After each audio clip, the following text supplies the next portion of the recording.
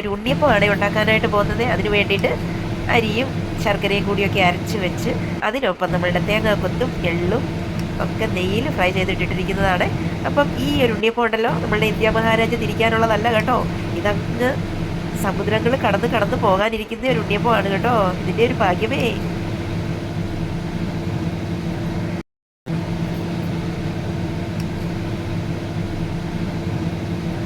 അപ്പോൾ ഉണ്ണിയപ്പം പാത്രം അടുപ്പത്ത് വെച്ച് വെളിച്ചെണ്ണ ചൂടായതിന് ശേഷം ഞാൻ മാവ് കോരി ഒഴിച്ചുകൊണ്ടിരിക്കുവാണേ. പക്ഷേ മാവ് ഒഴിച്ചുകൊണ്ടിരിക്കുമ്പോഴേ അതങ്ങനെ പതഞ്ഞു വരുന്നു, എന്താണാവോ ആർക്കറിയാം. എന്തായാലും നമ്മുടെ ഉണ്ണിയപ്പം നന്നായിട്ട് വന്നിട്ടുണ്ട് കണ്ടോ. എത്ര ഭംഗിയാണെന്ന് നോക്കിക്കേ. ഇങ്ങനെ എണ്ണയിൽ കിടന്ന് മൂത്ത് ചുമന്ന് പൊള്ളി ഇങ്ങനെ നന്നായിട്ട് വരുന്നുണ്ട്.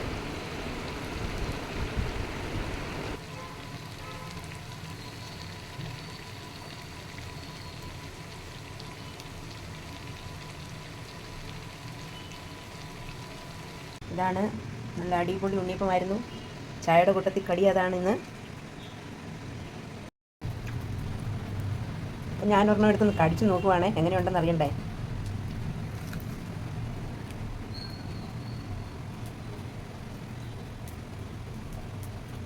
അടിപൊളിയാണ് കേട്ടോ. അപ്പോഴേ ഇന്ന് ചോറുണ്ടാ നേരത്ത് കറിയൊക്കെ കുറവായിരുന്നു. അപ്പോൾ ഞാൻ വിചാരിച്ചൊരു മുട്ട അങ്ങ് ഫ്രൈ ചെയ്യാവുന്നേ. അപ്പോൾ അതിന് വേണ്ടിയിട്ട് ഞാൻ ഇത് വെച്ചിരിക്കുകയാണ്. കുറച്ച് വെളിച്ചെണ്ണ ഒഴിച്ച് കൊടുത്തു. അത് കഴിഞ്ഞ് സവാളയും ടൊമാറ്റോയും പിന്നെ പച്ചമുളക്, മല്ലിയില അതൊക്കെ ഇട്ടിട്ട് നമ്മൾ ഇതിലേക്ക് ഒഴിക്കുവാണേ.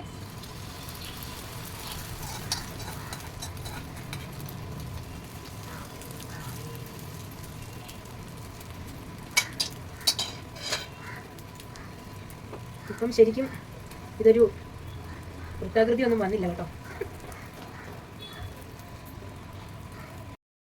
അപ്പോൾ നമുക്കൊന്ന് അടച്ച് വെച്ചിട്ട് വേവിക്കാമേ. കുറച്ച് തീയിൽ ഫ്ലെയിം ഇച്ചിരി ഒന്ന് കുറയ്ക്കാൻ നമുക്കുണ്ടെങ്കിൽ അത് കരിഞ്ഞു പോകും.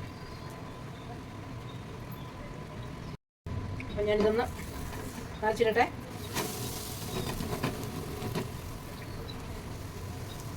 ഇപ്പം മുട്ടയായിട്ടുണ്ട്. ഞാനിപ്പോൾ ഇനി കുറച്ചൊരു പച്ചമോരുണ്ടാക്കാനായിട്ട് പോവുകയാണേ.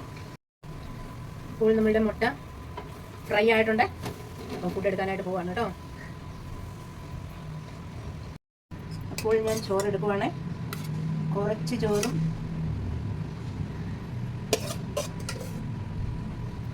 ചോറ് കുറച്ചുകൊണ്ട് മറ്റുള്ളതും പച്ചക്കറികളും എല്ലാം കൂടുതൽ കഴിക്കണം. അതാണ് നമ്മളുടെ ശരീരത്തിന് നല്ലത്. അപ്പോൾ മുട്ട ഫ്രൈ ചെയ്ത് അങ്ങോട്ട് വെച്ചു. അത് കഴിഞ്ഞ് പാവയ്ക്ക മെഴുക്കുരട്ടി ഉണ്ട്. പാവയ്ക്ക മെഴുക്കുരട്ടി. പിന്നെ ഇപ്പം ഞാൻ പച്ചമോരുണ്ടാക്കിയായിരുന്നു. ആ പച്ചമോര് അങ്ങോട്ടേക്ക് ഞാൻ ഒഴിച്ചു കൊടുക്കുകയാണേ. അപ്പോൾ അത് മതി.